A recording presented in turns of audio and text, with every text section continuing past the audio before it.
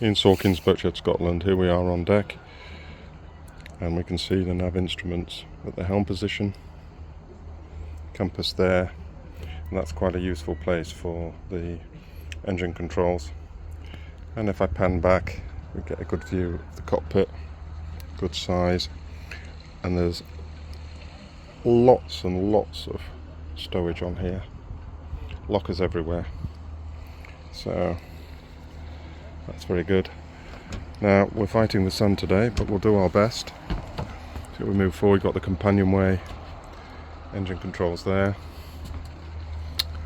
and if we look forward, you see the mast and the deck,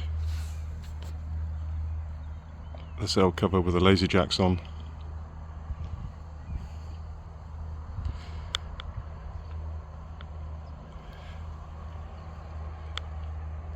Spray hood looks in really good condition. I've got separate photos of that, so it just gives you a good appreciation of the boat.